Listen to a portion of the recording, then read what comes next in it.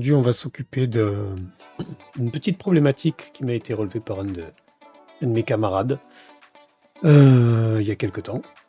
Comment gérer les portes, gérer les triggers. Alors avec Babylon.js, ça va être un peu une découverte. Le principe est assez simple en général. On va avoir une zone dans laquelle on va détecter que le player rentre, ou en tout cas il intersecte. Cette zone est liée à un autre objet, et soit on déclenche une animation en général, soit on va peut-être juste changer la visibility et désactiver les collisions pour qu'on puisse passer à travers cette porte. Donc pour faire ce genre de choses, il nous faut déjà, alors on va enlever notre petite image habituelle.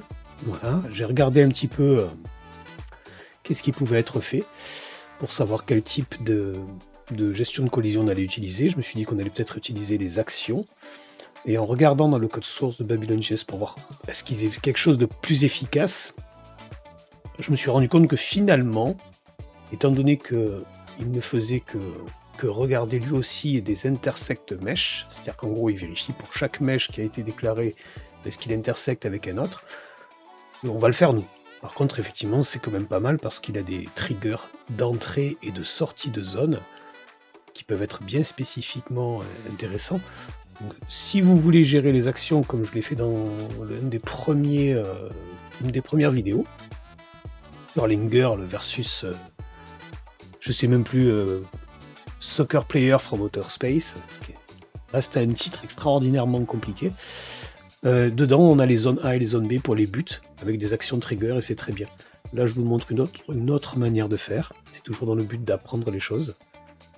Alors, on va regarder ça tout de suite. Alors, première étape, pour pouvoir faire des portes, il va falloir les dessiner. Alors, on va faire super simple. On va créer une petite zone ici avec un drapeau. On va d'abord, en premier lieu ici, on arrive sur la porte là, donc dans mon level 1. Alors je suis sur le fichier Blender, je vais déposer, je vais committer bien entendu juste le fichier modèle, donc il sera à jour sur le dépôt. Je vais pas, encore une fois, déposer les sources de ce projet là, parce que je veux pas que vous ayez l'impression que tout est mâché d'avance. Donc G, sur l'axe Y, je recule un peu ma porte ici, enfin ma zone de sortie en fait. Je ne veux pas qu'elle dépasse mon niveau. Donc hop, je vais me créer. Alors, je n'ai pas mis le screencasting. Je ne sais pas pourquoi il se désactive à chaque fois. Screencast. Voilà. Merci. N. Ok. Donc j'ai juste déplacé. Donc là, je vais faire un shift-clic ici. Shift bouton droit. Et c'est parti. Donc, mesh cube G Z. Ça va être ma porte. S. Non, c'est bon. On se met ici. Voilà, comme ça c'est bien. Scale. Ouais. Voilà. Et on se met devant. Et on agrandit un peu. On regarde ce que ça donne. C'est pas mal. On sélectionne ça. Voilà. Et on se met devant pour être sûr que quoi qu'il arrive, le player ne peut pas passer cette porte. On va l'appeler Door 1. Ok. On va lui ajouter les properties. Il ne faut pas oublier que je dois lui rajouter la properties integer collision. Ok. Value 1. Ça, c'est le minimum.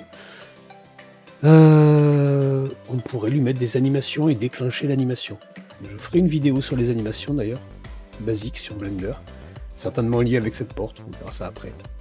On va déjà juste faire un shading, on sélectionne bien cette porte, nouveau matériel, on va lui mettre une couleur différente, rouge, bien rouge, voilà. On est pas mal. Ok, Ça, c'est fait pour la porte. On va ici créer un petit A et Z. Ok. Hop. Non, surtout pas. Alors, c'était pas prévu qu'il fasse ça parce que j'ai créé le cube en étant en edit mode et donc ça a créé un cube dans l'autre. C'est pas ce que je veux faire. Donc j'annule tout ça. Je repasse en object mode. Moi, je veux créer un cube indépendant. Voilà. Cette fois, je passe en edit mode. Oui. Pourquoi pas. Ici, oui. Voilà. Ok.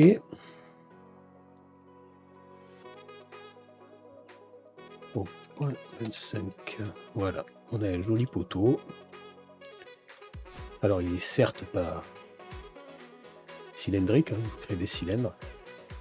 Hop. Je sélectionne ça. Voilà. Ici, vous voyez que je ne maîtrise pas Blender, mais que ça commence à venir. Ça commence à être amusant. Voilà, on a un joli poteau. Alors, pareil, shading. On va se remettre ici, on va l'appeler drapeau. Alors, voilà, je fais un peu de place. Difficile d'utiliser Blender avec un écran un peu réduit, mais...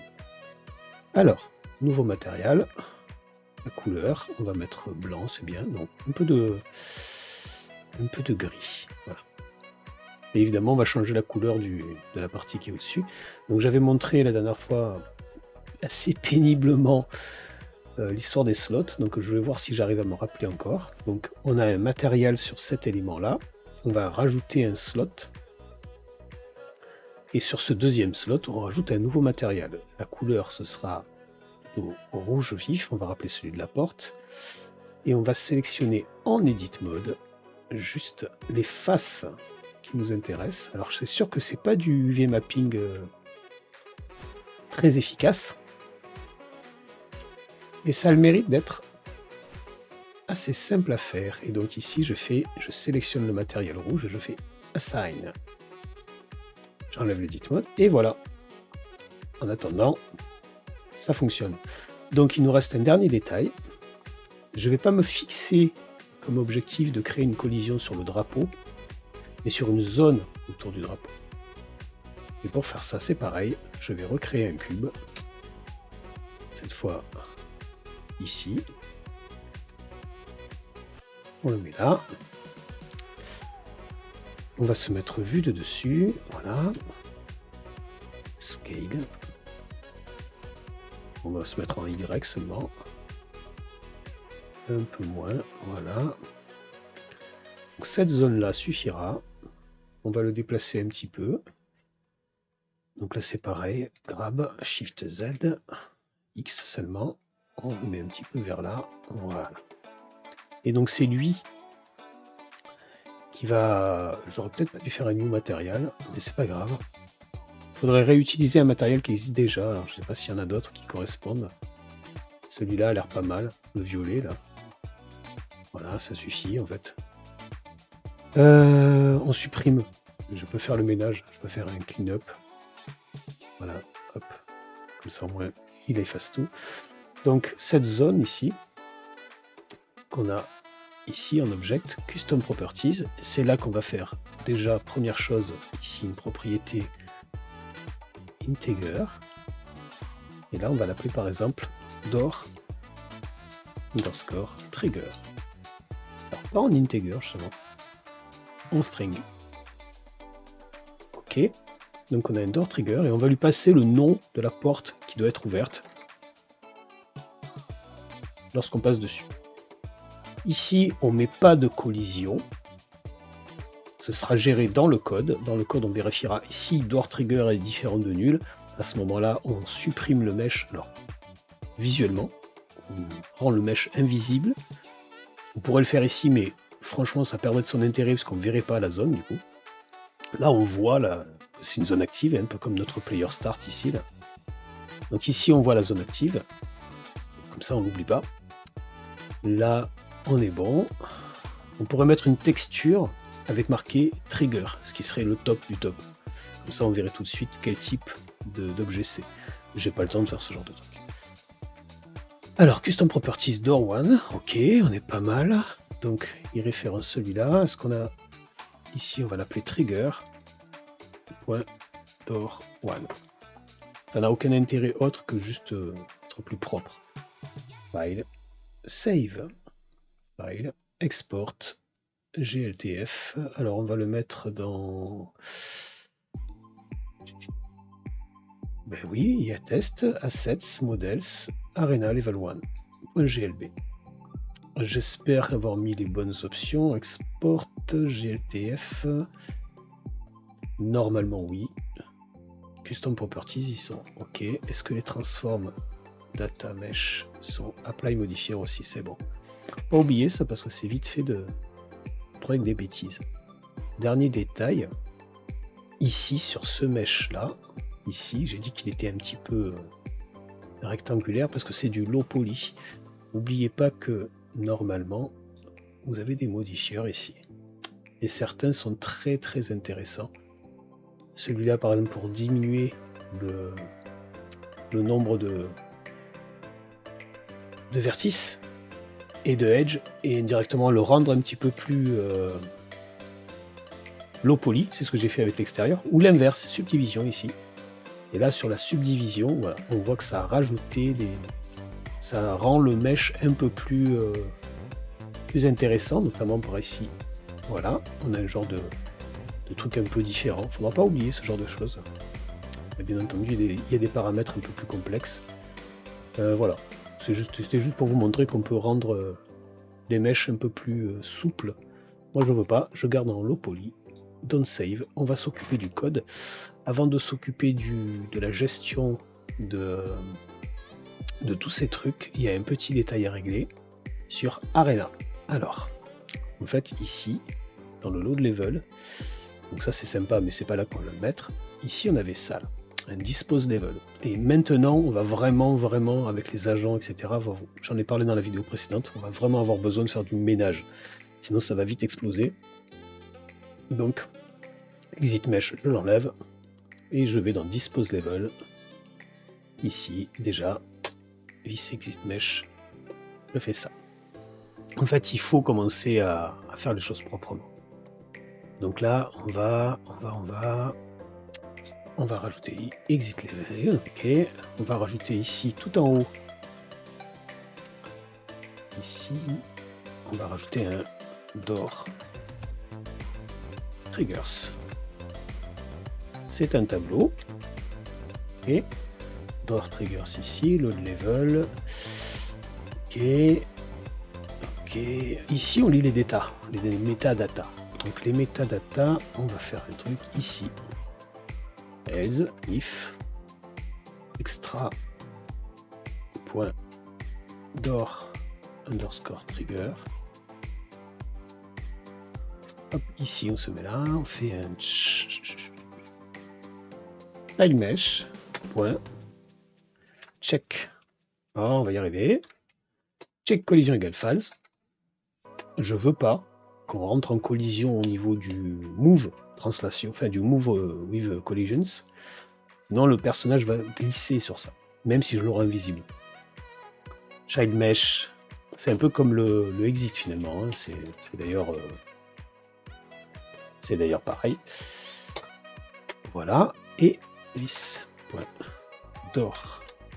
triggers.push. Et on pourrait être tenté de mettre directement le child mesh, mais moi je veux des informations supplémentaires. Alors on peut le faire proprement ou pas proprement, je vais vous montrer. Let door trigger égale accolade. Alors on a besoin de quelques détails. On a besoin du trigger, ou du trigger mesh, peu importe. Donc lui c'est child mesh. C'est un objet que je crée avec quelques informations intéressantes. Door name, 2 points, donc là c'est le extra door. Celui-là, celui qu'on vient de lire. Donc là, ce sera door 1 pour nous. Open 2 points. False. Je considère.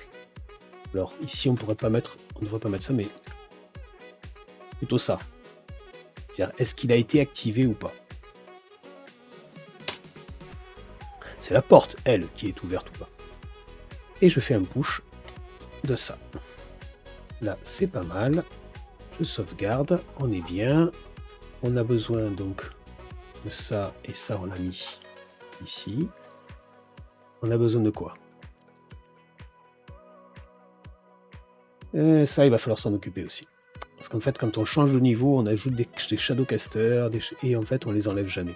Donc ça, il va falloir le faire aussi.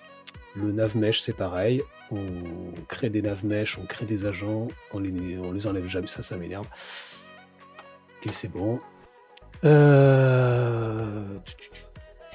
On va s'occuper de ça tout de suite, en fait. 10. Ouais. Door triggers. Égal. Hop. Déjà, on fait la propreté. Ensuite, ici. On est où?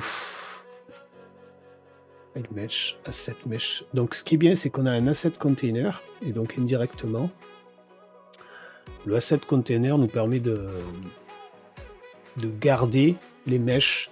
En fait, il est supprimé qu'à la fin. Mais on va quand même s'en servir. On va récupérer juste ça. Voilà. Je vous montre pourquoi je fais ça. On va ici dans Dispose Level. Et avant de supprimer tout ce qu'il y avait dans le asset container, je garde cette boucle for. Je vire les extras, tout ça, ça ne m'intéresse pas. Ce qui m'intéresse, c'est ici. Est-ce qu'il y avait des vertices? Si oui, je sais que j'ai ajouté ici. Alors, à condition qu'il n'y ait pas d'extra, mais peu importe, on va voir. Ça ne devrait pas planter, a priori. On aurait testé hein, s'il y a ça, ou ça, ou ça, etc. Sinon, on a ajouté des shadows. Ben nous, on va l'enlever, tout simplement. Donc, on va faire ça, là, ce Global Add Shadowcaster. On va faire un Remove Shadowcaster. Voilà. Donc, s'il y a des vertices, on supprime le Shadowcaster. Cette fonction n'existant pas, il va falloir la créer. Donc Global Manager, on a un Add Shadowcaster quelque part. Ici, je fais un copier de ça. Remove Shadowcaster, Object, machin, tout pareil. Remove Shadowcaster. Voilà. Save. Donc dans Arena, je supprime. Ça me plaît bien. Les Shadowcasters. On supprime ensuite Removal. Est-ce qu'on a d'autres trucs? Le navmesh, je crois qu'on n'a pas beaucoup de... Il faudra vérifier dans la doc. J'ai un peu fouillé dans les sources. J'ai pas trouvé de destructor dans le vrai sens. Je me trompe d'écran, ça va pas le faire. Non, on est bien. Ok. On est pas mal. Alors, petit détail maintenant. Ici, dans la fonction update. This.check triggers. Et check triggers. Ici, on va parcourir chacun de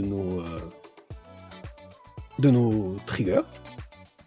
Et pour chacun d'eux, on va vérifier est-ce que le player est rentré en collision. Du coup, il nous faut le mesh du player. Ce qui veut dire que dans le game, ou dans le... Oui, dans le game, ici, quand on crée le player, il va falloir garder une trace de ce mesh. Alors, ici, Arena, c'est bien, Player, c'est bien.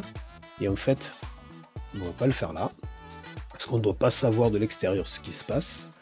Donc, dans Player, ici, voilà, on vient de créer le mesh ici, on fait les positions, on fait un Global Manager, point, et on va mettre Player, Mesh, Collider. Égal, et je pourrais créer une capsule, une sphère, un truc qui serait associé au player, ou tout simplement this.mesh. Tout simplement. Mais je ne suis pas obligé de mettre ça. je pourrais mettre un collider qui correspond à ce que j'estime être un peu l'équivalent de ça. Voilà, je pourrais même mettre ça comme test, mais je sais pas s'il est parenté ou pas. A priori, il l'est, hein, mais parce que ils sont toujours liés, mais je prends pas le risque. Le mesh, c'est très bien. Il nous faut juste ça quelque part dans le Global Manager. On a engine, caméra, scène, etc., etc. On n'a pas player. On pourrait garder player, mais player mesh collider, c'est très bien. Save. Check trigger, c'est donc du coup ici for let i égale 0, i inférieur à 10. Door triggers, c'est ça, ouais, length. i++. On fait ça très scolaire, mais c'est pas grave. Door trigger égale, on prend ça, crochet de i, et là on fait if not door trigger point triggered. En fait, si on l'a pas déjà activé, on pourrait faire un système de on-off, mais moi j'ai pas envie, c'est plus simple. Si elle n'a pas activé, et du coup, on va vérifier est-ce qu'on est rentré en collision avec. Alors, if, alors du coup, j'avais trouvé, je l'ai fermé. If, je sais plus. J'avais trouvé, dommage que je l'ai fermé, il me semblait d'avoir laissé ouvert, mais non. Les sources que j'avais juste avant, pour l'intersect mesh, et ben on va ouvrir ça parce que je le connais pas par cœur. Alors, hop, je peux faire réouvrir l'onglet fermé. Ici, voilà, c'est parfait. En fait, ici, j'avais, voilà, ça. Est-ce qu'ils sont en intersection? Alors, c'est sûr, c'est pas grand-chose, hein, il n'y a pas de... Mais, je prends exactement. Alors, Other Mesh, donc c'est Global Manager. Alors, attendez, je prends un peu de place, voilà. Et fermer ça, trouvons. Global Manager. Point. Player. Mesh. Je sais plus. J'ai déjà oublié. Player Mesh Collider. Intersect Mesh. La source, c'est Door Trigger. Que j'avais mis. Quand on l'a lu ici, c'était Trigger. Alors c'est pas terrible en fait, mais peu importe. On devrait mettre Trigger Mesh, ou Mesh Trigger plutôt pour être. Donc c'est Door Trigger.trigger. Voilà. Donc les paramètres false. Donc du coup je remets ça là-haut parce que ça n'est pas intéressant. If. Est-ce que ça intersecte? À ce moment-là, le premier truc que je fais, avant d'oublier, c'est de faire ça. Hop, voilà. Je fais en sorte de ne pas pouvoir le réouvrir. Donc déjà, ça serait bien que ça marche. Mais on va rajouter le code.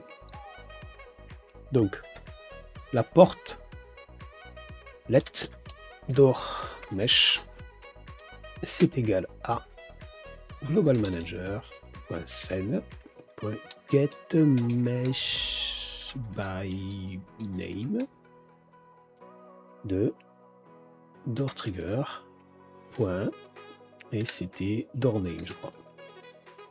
Oui.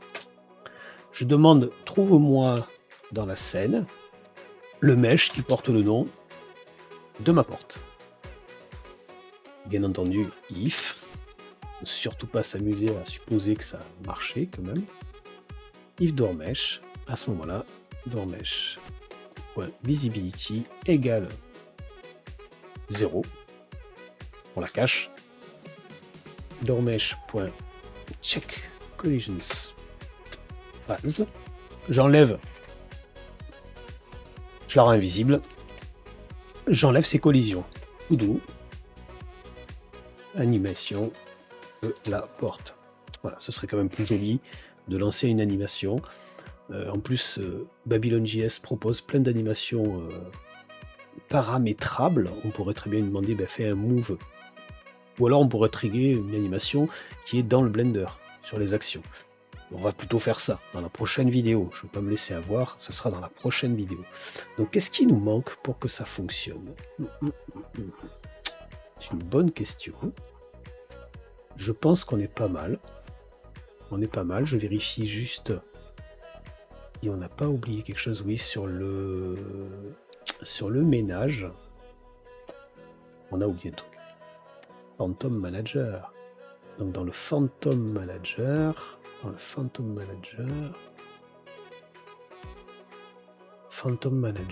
va...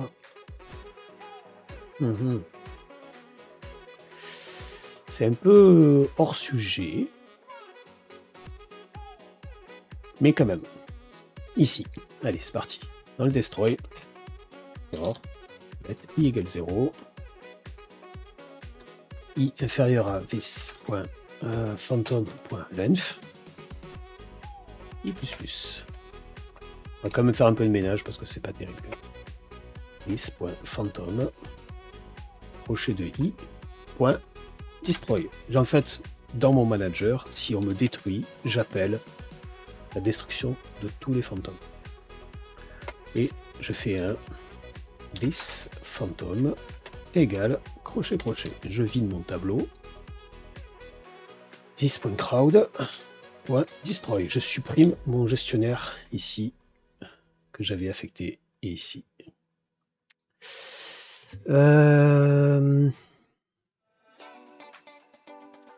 Manque un truc. C'est pas destroy. Dispose. C'est pas un objet à moi ça. C'est un objet Babylon.js. Save. Il nous faut dans Phantomette, dans son destroy, si elle en a un, elle en a pas, on va le mettre à côté du... Alors on peut le mettre à côté du init, à côté du... On va le mettre là. Destroy. Qu'est-ce que fait une destruction de fantôme? La destruction de fantôme, déjà, this.crowd .remove. Alors, on avait un... Allez, ben c'est parti pour la doc. Hop. Babylon.js. Remove agent. Hop. Je ne me rappelle pas si ça existe. Il me semblait que c'était bien ça. Remove agent. De this.agentMX. Ça, c'est bon, c'est logique. Ensuite, on a quoi? On a ici, quand on crée un fantôme, on regarde ce qu'on fait dans l'init. Ouais. On crée pas grand chose en fait.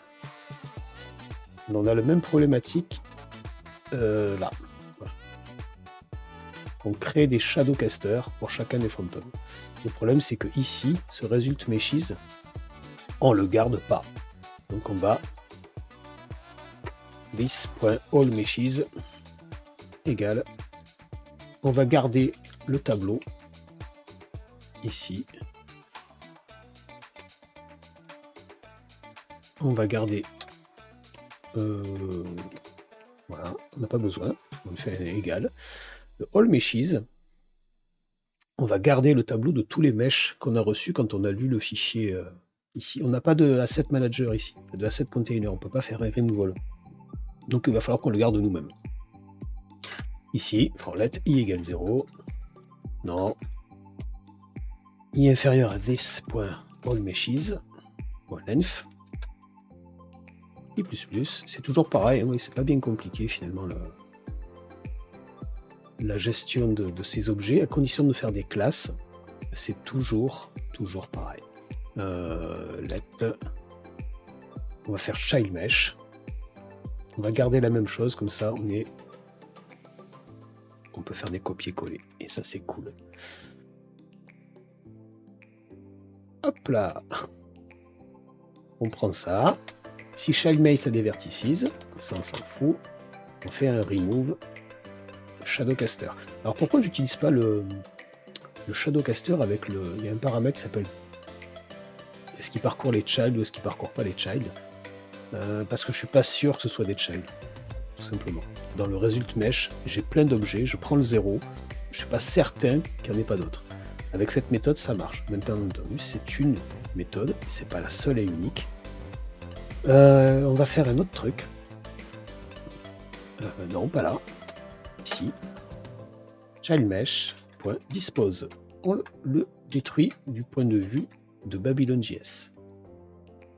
This.allmeshes égale tac, tac. Comme ça, on est bon. Et là, on détruit notre mesh principale. Dispose. Normalement, on n'a rien d'autre.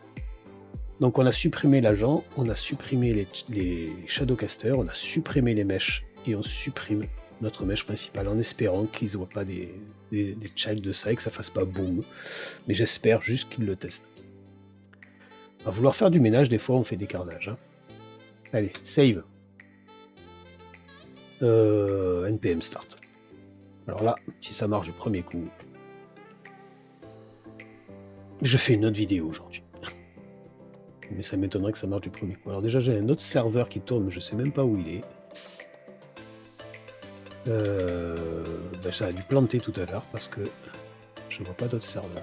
Alors, déjà on bouge, c'est bien. Si je fais N, ça plante pas. N. Bon, je sais pas si on a gagné de la mémoire, mais en tout cas, console, il n'y a rien qui plante sur le ménage. Ah, c'est quoi ça? Non, ça c'est bon. C'est le audio contexte. Donc, next. On est bon. Il faudrait vérifier si on n'a pas des fuites mémoire. Hein. Il y a tout ce qu'il faut dans Babylon.js. Donc, on a bien notre petit drapeau. Ici. Si j'affiche l'inspector dans les nodes, oula, on a beaucoup de no-name. Et quoi, ces no-name? Ah, c'est les agents. Ah, c'est pas très propre, ça. Il faudrait peut-être trouver un moyen de les mettre dans quelque chose, hein, par contre. On a beaucoup de fantomètres parce qu'on en a mis trop. Ça, c'est pas grave. Il faudrait faire un holder pour tous ces trucs-là aussi. Ok, matériel, texture, animation groupe. Je cherche quoi déjà? Je cherche ça. Voilà, door one, je m'en fous. Drapeau. On a 2 primitives, ça c'est normal. On aurait dû le faire un join, ça aurait été plus sympa. Moi, ce qui m'intéresse, c'est lui. Alors, est-ce qu'on peut le voir ou pas? Est-ce qu'il est... Il est visible. Est-ce qu'on peut changer la visibility ici, je suppose? Display, visibility. Voilà, il est là. Donc, suspense. J'enlève l'inspector. Allez, on va voir. Hop, ça a marché, la porte est partie. C'est un peu trop facile. Et voilà. Bon, fin de la vidéo. Ça y est, ça marche. Non, je vais committer le fichier Blender. Je vous invite du coup à essayer de vous amuser à faire la sortie pour le deuxième niveau, à un autre endroit, faire une trigger, faire d'autres trucs. C'est 11h25.